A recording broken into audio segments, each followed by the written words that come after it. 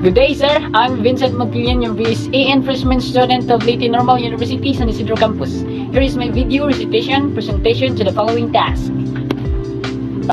So for question number 1, how an entrepreneur works to the businessman. Entrepreneurs are employees of a company who are assigned to work on a special idea or project. They are given time and freedom to develop the project as an entrepreneur would. So for question number 2, discuss the following behavior or attitudes of an entrepreneur. So first is a positive self-thinking. So he or she has the hope of achieving success in all his works and hence it very conscious about himself. Freedom.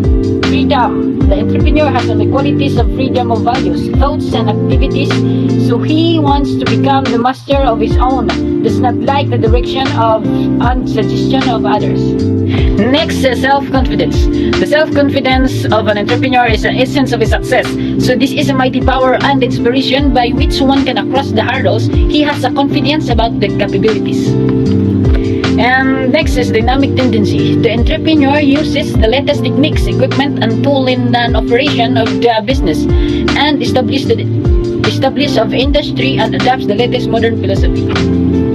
Next is motivator. An entrepreneur is a person throwing motivating qualities. So he always feels himself motivated. So some new activities and searching for new resources or providing new facilities and for making improvements. So those are the different behavior and attitudes of an entrepreneur.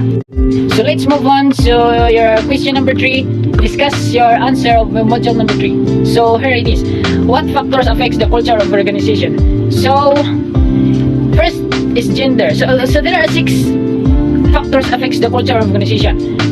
First is gender. So it is because the organization looks the issues of male and female employees and how they affect the teamwork of an organization. Next is region. So the organization look for the country to determine the values and beliefs of an attitude. Organizational strategy. Should they fully achieve its strategic goals and plans, and the company must support the business plan. So next is industry. So they determine the culture and organization takes. So next is leadership. The behavior of a character of the top management go a long way to determining the organization culture. So they cannot be overemphasized. Last is employees. So the organization must gently pick or hire the people who are professional and has a discipline to leading and handle the company carefully. So those are the factors that affects the culture of organization. Let's move on to the question number 3. How organization live longer.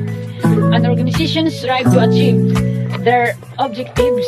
They may live far beyond the tenure of and even the life of their individual members, and the organization have their own life cycle with different phases that we can call launch, growth, maturity, and pause.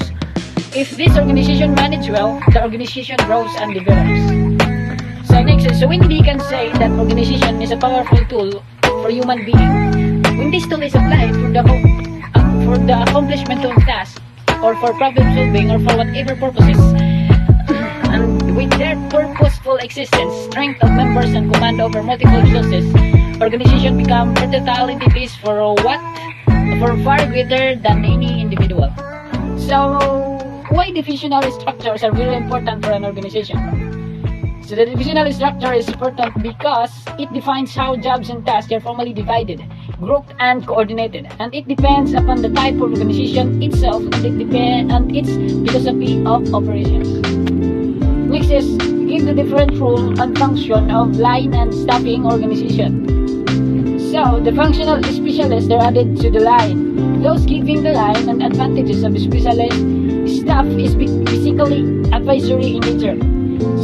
So there are types of staff: general staff and specialized staff. And there are 3 types of specialized staff: advisory capacity, service capacity, and control capacity.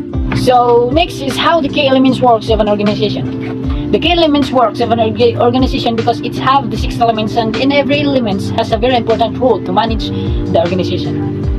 So for number 7, now what are the employees' role in the organization? To promote the company culture and to create a review of organization culture.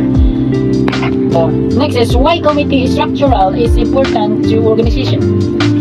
The committees is good for where organization members freely exchange ideas.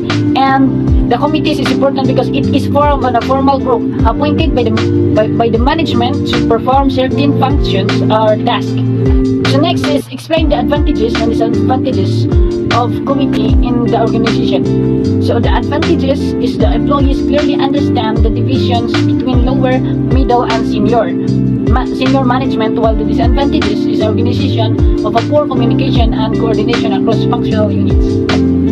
So next is let's make an organizational structure, or it's a called organizational chart. So right is